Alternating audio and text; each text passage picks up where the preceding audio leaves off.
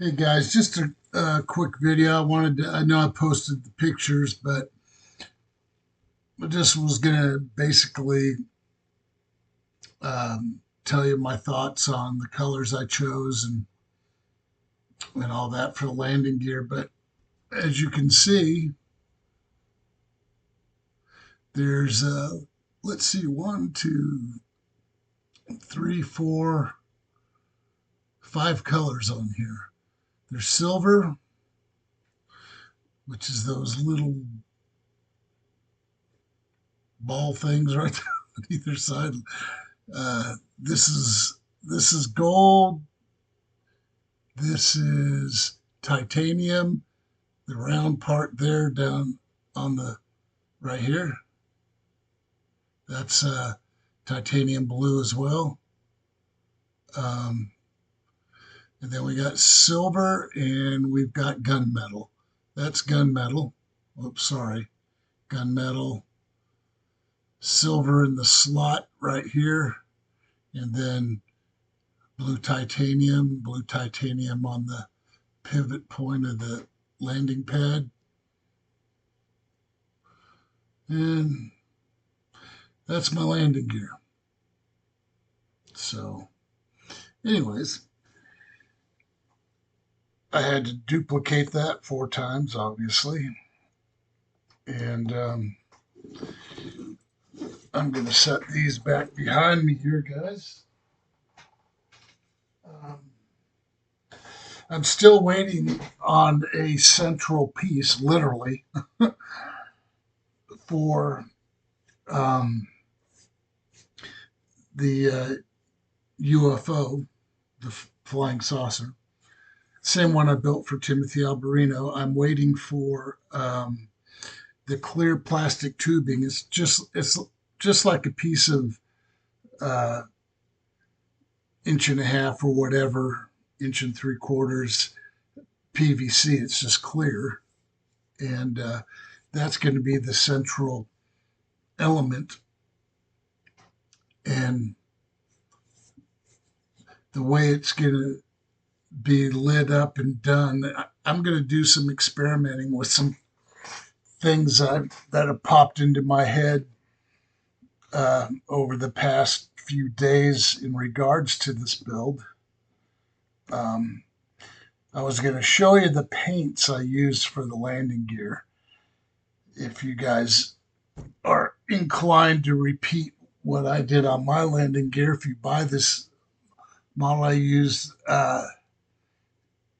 it's bluish titanium, AMIG 193, and it's their metal acrylic colors. And it's got a chrome kind of label finish on it. Good. These paints are so good. I mean, a little bit just goes so far. Now you got to shake these things very vigorously for every use. This is the chrome, Model Air Chrome. Um, this is the Model Air Metallic Gold. Uh, this is the Model Air Metallic Black, which is the most predominant color on the landing gear, and then gunmetal, Model Air Metallic Gunmetal. So those are the paints that I used on the landing gear, and I went over each landing gear at least 4 or 5 times after I got all the colors laid out. Just little imperfections I had to fix, so got all that done. So they're ready to install. The only thing I forgot to do, and it's a minor thing, honestly, was there's some very small, slight seams on the landing gear pads in a couple of places on the landing gear themselves. But you know what? Who cares? They're not really that noticeable. And, real life mechanical objects have seams in from the manufacturing process. So, for those that get all hung up over seams. You can get over it. I mean, some model builders are so anal. Everything's got to be canon. Everything's got to be just so. Screw that. That's why I've gone to mostly sci-fi, because even if there's a canon to it, it's science fiction. It's a make-believe universe that we all enjoy. It's fictional. It's fun, and Star Wars, Star Trek, etc. So you know, a clear thinking person would know that even in that canon, there would be variations. It's just a normal go to point for anybody that is capable of clearly thinking and not so caught up in themselves. I love scale model building, and I've won international awards and other things. And so what? you know, I'm just like, some people are so arrogant and cocky about their model building.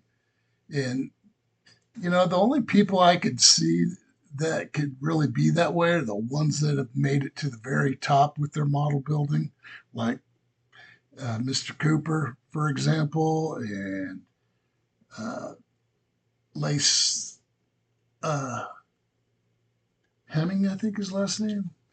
I don't know. There's quite a few of you out there, and I because of my sleep disorder, my memory sucks bad. So forgive me, guys. It's nothing personal against you. There's so many people out there in the community that build all kinds of models. Um, One guy that I follow who, oops, that is uh, Rusty of Eagle Models fame. There, I've been watching his videos. He has come such a long way since he first started. His stuff is amazing, and he's gotten into this 3D printing and is and designing his own elements for his 3D printing or whatever he needs. That's good, and he uses it very wisely and is not over the top. I mean, some of his models he builds are um, phenomenal. Well, actually, all of them. I mean, he's like I said, since he's started, he was good when he started, but he's gotten even better now. And him and Augie and their ability to come up with these really interesting dioramas and stuff, that's pretty cool. It's impressive. So, um, I have nothing but respect for those guys. Well, anybody that's out there, Simon Merks, um, Randy Cooper. Um, Randy Cooper was the ship in Starship Troopers. That's his design. He built that. Uh, he was one of the main prop builders for that movie. And Randy builds and sells kits, but his kits are not cheap. You got to be able to lay down generally. The prices I've seen on some of his stuff, I don't think I saw anything cheaper than $500.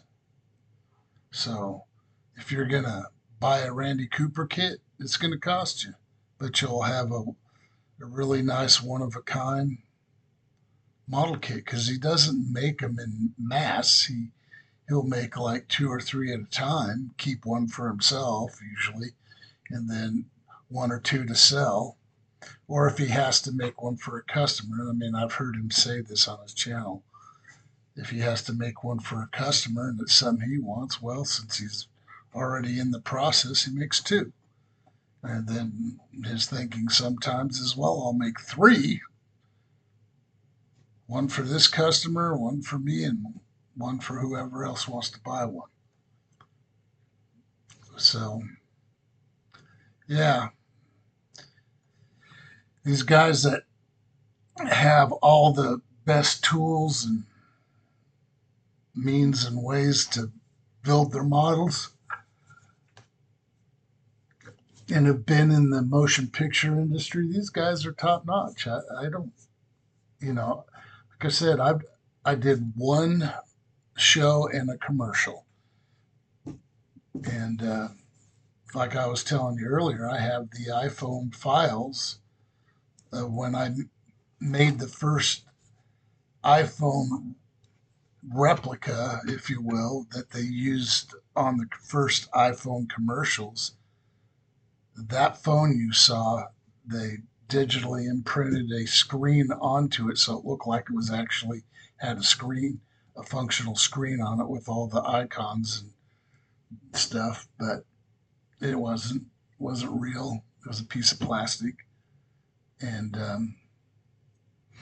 yeah, I have that file and other files along that same line that were special builds for uh, television. So yeah, I'm just trying to think. I when I make these videos, my initial thought is that I don't want to waste your time.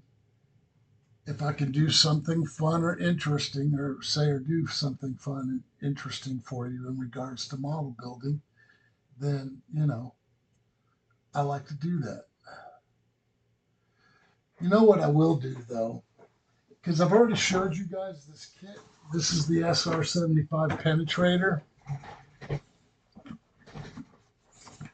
This thing, even the box is huge. And this is a 1/72nd scale kit.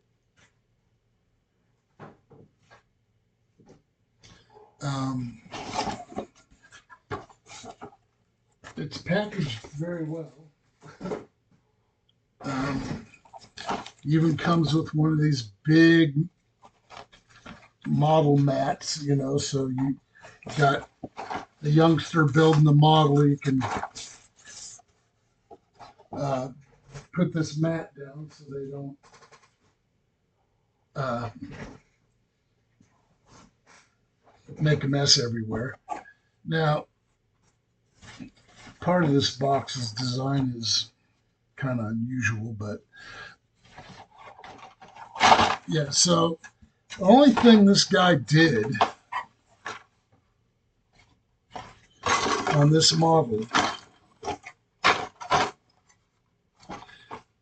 was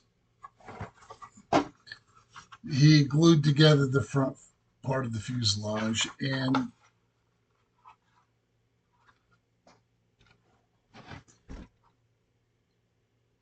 he glued in the landing gear doors. Uh, Not very well. If I could pop them out. Let me see here. Oh, I see. It's actually one door with a very thin middle seam that you can. Okay, there it comes.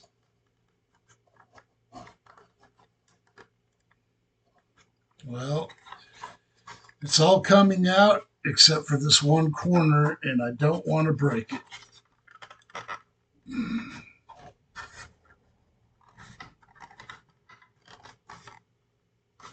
So, I'm not sure what the best way to proceed on this is.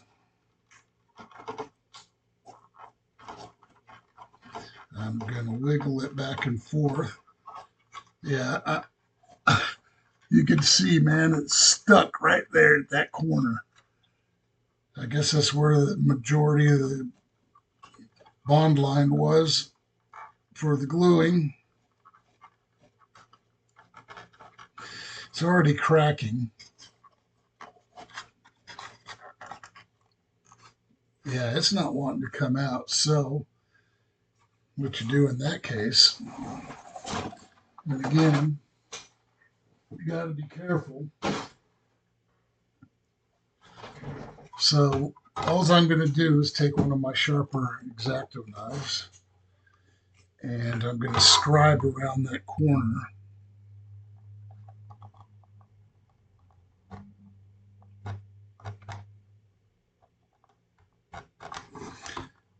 And I think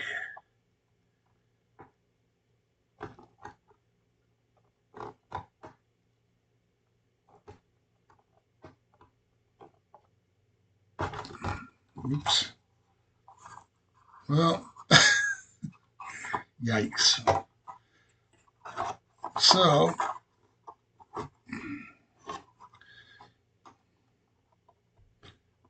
yeah.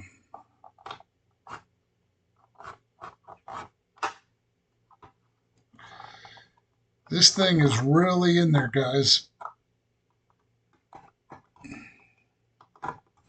And this corner is wanting to bust off, and I don't want that.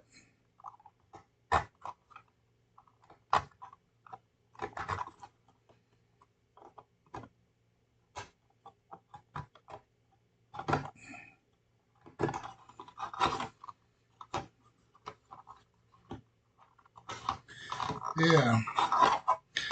And the only reason I'm doing this is A, he didn't get it quite in there squarely.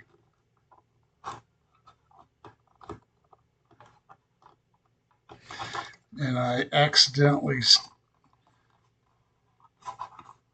scratched this thing, which is no big. Oh, dang it. It did break some. Doggone it.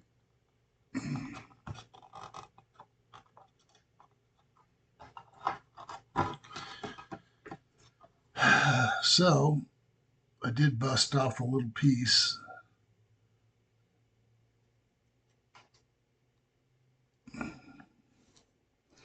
I don't know if it's worth the effort to try to glue this little piece in.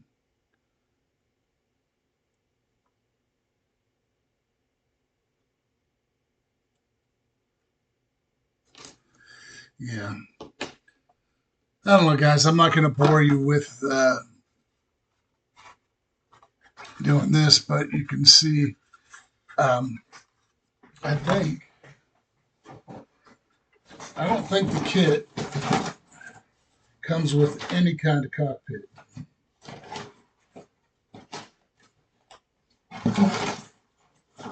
And I think the reason for that, because you get this solid canopy, which I'm not sure if you can even see that.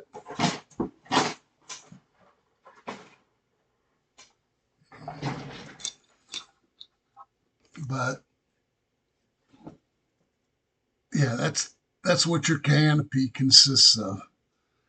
Um,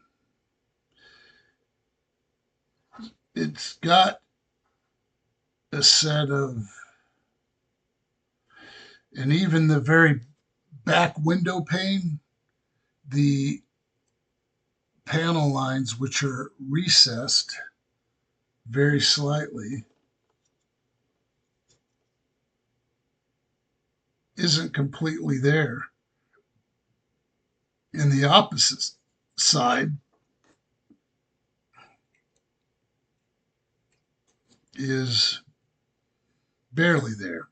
I mean, it's there more than that one, but um, yeah, this kit is extremely simple, and to not have a cockpit on a model like this that you can see is a travesty. It's even got a in-flight refueling door, but the receptacle part is just a hole, unless it's in here. It's even got a special effects rod hole molded into it. And it's got a plug for it if you don't want to use it. But does it have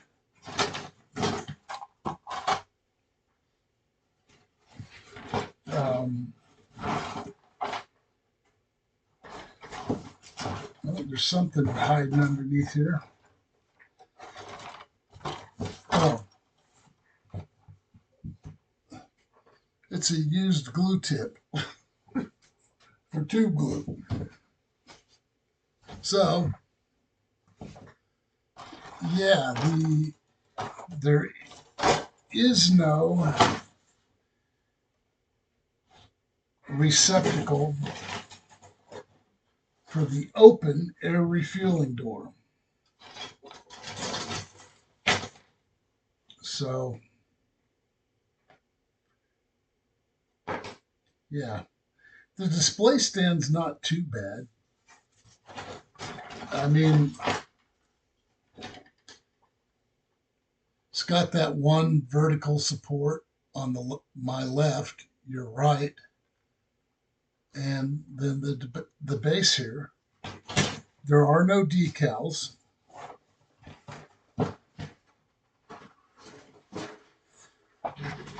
And to give you an idea of just how huge this thing is,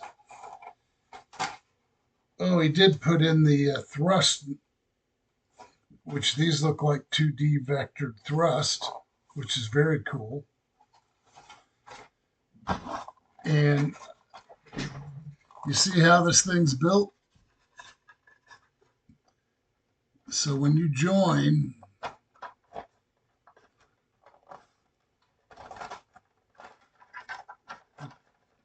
front and aft fuselage, this is just a different variation on the SR-71. You can see how long this thing is. So, yeah. And it looks like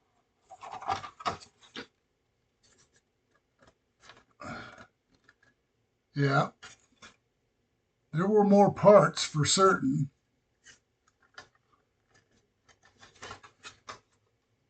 I'm just showing you all this because if you guys decide you want to get one of these kits,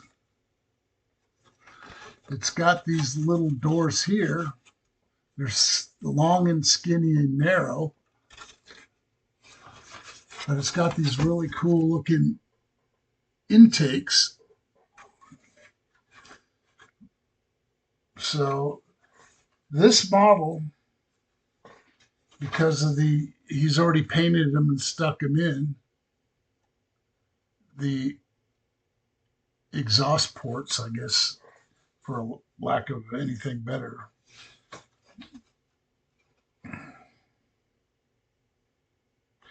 And I'm imagining that this set of doors with where you mount the stand is probably a bomb bay.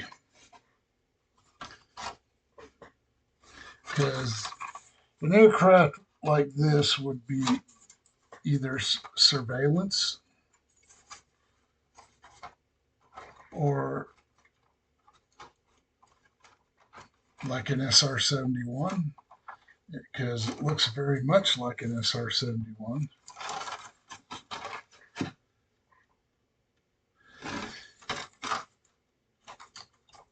It's got some very cool design elements in it, though.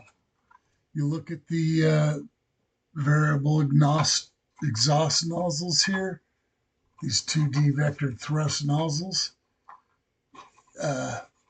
Yeah, and these flight control surfaces are very defined. I'll probably make them not streamlined. Go ahead and cut them and maybe put the flaps in the down position or whatever. And yeah, have a little fun with it. You know, this top and bottom, it's got raised panel lines on most stuff. It's got a combination of both raised and recessed panel lines. So as I look at it a little bit more closely, there's a few little faux pas from the previous owner or person that attempted to build this.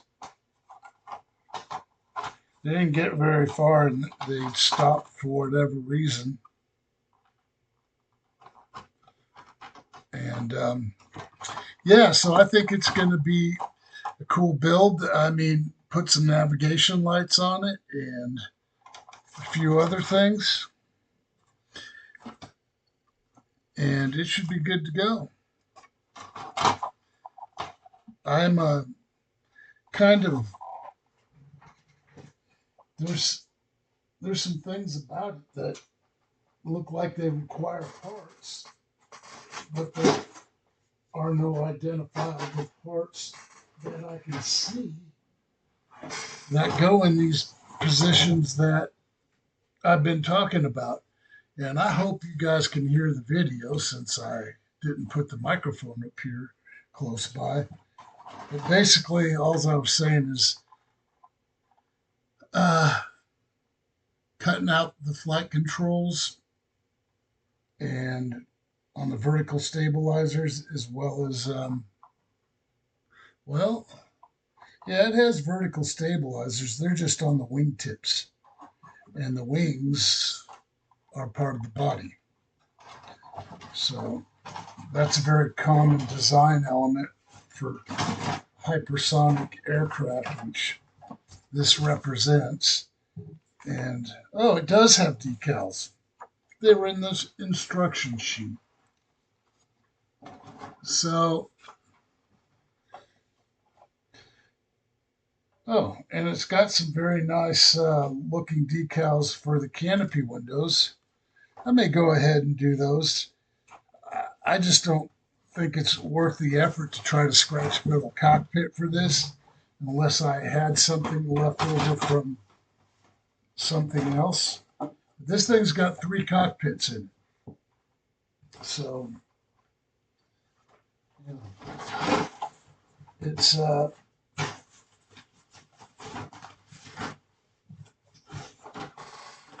you know, it is what it is. It's a simple kit, but just like these UFO kits, you can settle for simple, or you can settle, spend some extra time and effort, and do something more. Oh yeah, this is supposed to carry on its back. Where's that thing?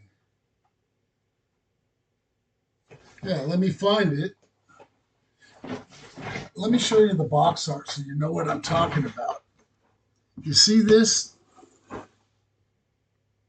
That's the same airplane, but it's got a smaller one, which I have that model kit riding piggyback on it. So, and I have that kit. If it's 1/72nd scale, which I think it may be, let me find it. It's right here close by somewhere. Is this it? No.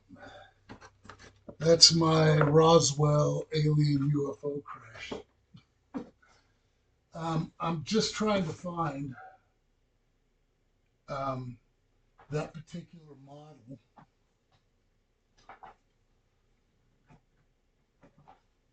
Let me pause.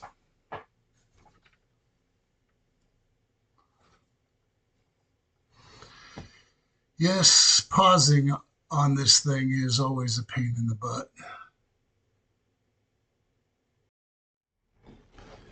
So that's supposed to ride piggyback. This is on that big old thing there, and they're both the same scale. So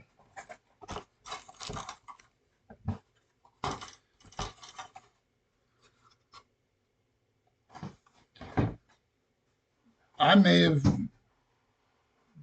just inadvertently noticed some details on the box of the SR-75 that's going to help me to make a even cooler uh,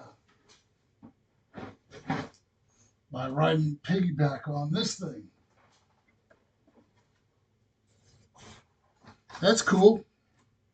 I'm down with that. This thing's got way more parts than that bigger model, though. Well, maybe not way more. But, it's got a clear canopy and no pilot. And I guess I got to either print. Oh, man. I left my nose landing gear. Yeah, I'll show you. I took a chip out of it, damn it.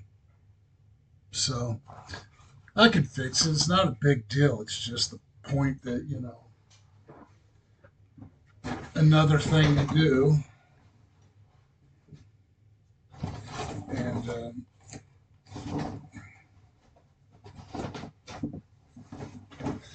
that's okay. Well, I'm going to keep these two kits together then. Not in the same box, but of course, there's plenty of room in that box. I could probably stuff this SR-75 Thunder Dart, which is a very cool looking model kit. But they go together. That's interesting. I wasn't aware of that, and well, a little surprise. So I guess that's it, guys. I just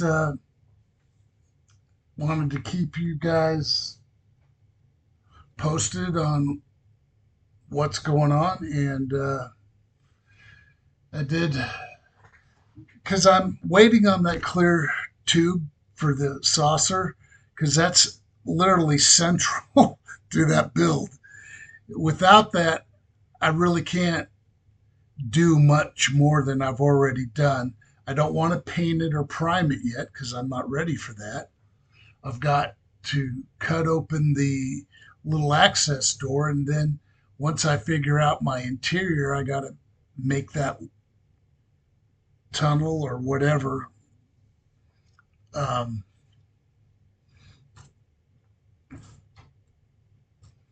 I have to create it. I have to scratch build it, except for the door itself. Um, yeah,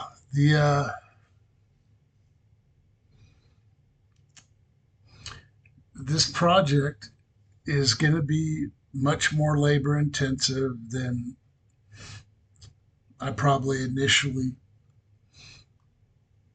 thought it would be. But that's all right because when you take on a challenge like that and it turns out really sweet, even with some trial and error, and people like it, well, it's an encouragement. It's just makes you feel good. So,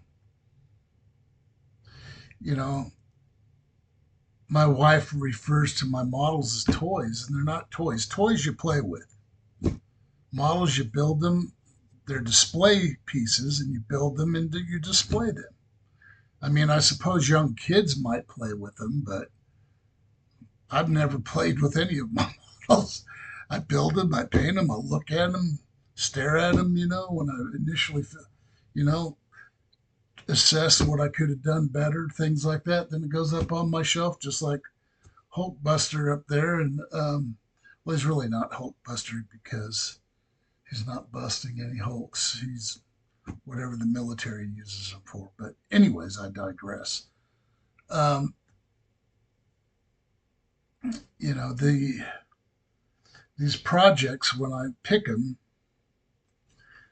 I always pick them with their ultimate potential, which will always include some kind of lighting. That SR-75,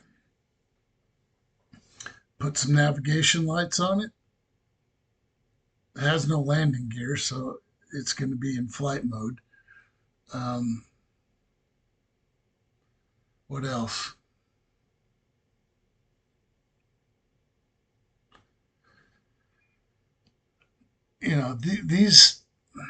These projects, you know, you take them and you make them the best they can possibly be within your skill set. And it's a lot of fun. It's a learning experience with every model. And it's just a lot of fun. I mean,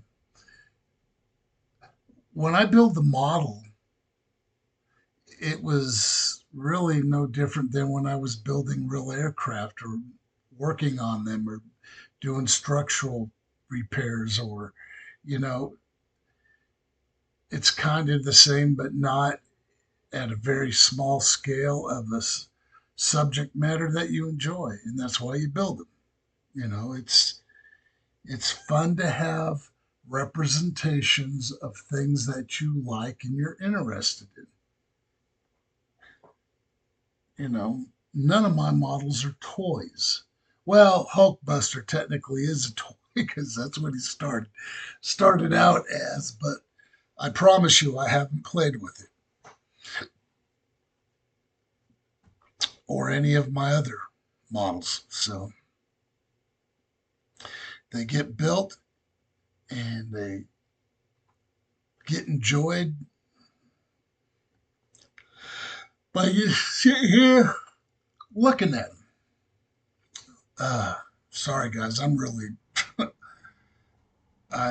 this last few weeks has been awful for me sleeping, but I've already bored you guys with that. Yeah, so um, the landing gear on the saucer are done, and I like my color choices. I don't like doing things conventional, as you may have already figured out. If I was building all my models just like everybody else builds the models, according to their proper genre and all that, why? Everybody's doing that. I don't want to be everybody. I want to make every model I build in some way or some form uniquely mine. So I don't want you to be able to go on YouTube or any other scale modeling thing and not be able to have choices, at least on my channel, of options that you can do with your models to make them better, more interesting, or make them your own. You know, um, like the Red 5 X-Wing I got, the electronic one. I could make that Luke Skywalker's if I want to, but I probably won't want to. I'll probably make it blue, blue 3. I don't know, whatever, something different. I just don't want to do what everybody else is doing. You know, I don't want to go online and look at another, even though beautifully done build of an X-Wing Red 5 that uh, at least a million model builders on this planet have built. I just, it just goes against my grain. That's why I enjoy scratch building and kit bashing, because then you truly do, to the highest order, make something your own. It's not about ego or anything like that. It's providing variables, I guess, differences of same subject matter but a different take. And every time I see somebody do that, I love it. It's um, it's amazing what some of you guys out there can do. The models that you build, and you know, a lot of these professional scratch builders. I mean, a lot of those models that I posted, the still images, the old photos and stuff, some of those, a lot of those were commissions that I built for other people. They weren't actually mine. They started out as mine, and then I meet someone, they go, "Really, man, you got a model of that? I've always wanted a model of that. I just can't build models. I've tried and I suck at it," all that kind of stuff. So, um, and then, I say, well, for a small price, cost of the model, if I have to buy it for you and materials and my labor, I'll build one for you, and we'll talk about price and what they want. And I keep them posted during the build. I send them photos, all that stuff. So, yeah,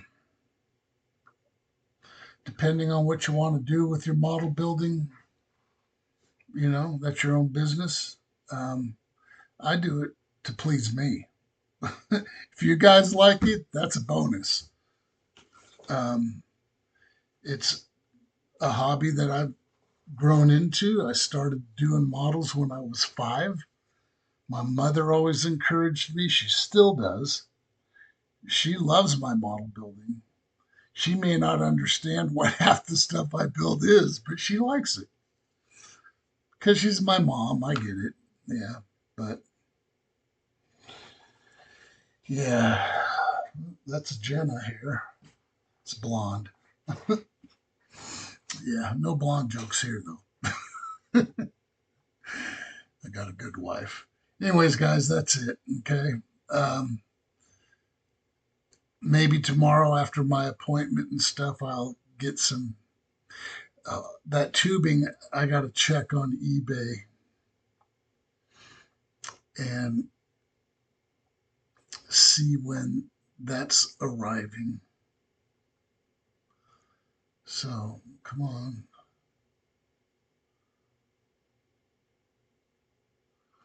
That's not. There we go. I'm just going to, before I let you go, I'm going to. Okay. Well, they've sent it. It's a 2 feet long, rigid tube, 2.8 inches in diameter, which I think that the opening for the tube that the tube has to sit over had to be a minimum of a 2.75, so, or something like that, 2.68, or I can't remember. It's very close, and if it's slightly larger, I don't care. Um, and once that thing comes, which it's in between being shipped to me and out for delivery, so it's supposed to arrive in 2 days. All right. Oh, 2 more days of waiting. That's the only downside. I don't know a place locally that sells, I'm sure there is, that sells clear tubing like that. Otherwise, I would have driven there and bought it and had it so I could get underway. But Yeah, it's yeah. Some of these eBay sellers you got to be careful with, man. They take forever to deliver your stuff, like that SR-75 Penetrator. I went a month, no tracking was given. The guy wouldn't respond to me. And so I said, I want my order canceled. So I don't know what happened to that kit. He said he shipped it, and I never received jack. So I ordered the same kit from somebody else. I did order a one of the 1/144th scale Star Wars The Bad Batch Havoc Marauder. I just think it's a very cool design. And my friend Rusty, he built it and it turned out very nice. I just like, when I buy a lot of these kits, it's because of how it's designed. It's the way it looks. A lot of British stuff, like there's cool series, but the Thunderbirds and things like that, the models that they used in that, I don't know, they look like toys. They look like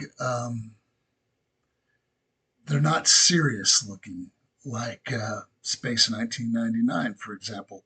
Terrible show for the most part, but the ships were badass in that thing, especially those eagles and the hawks and stuff. So, yeah, those are my thoughts on that stuff. Anyways, I'm at 47 minutes now, so I am truly going to let you go. Peace.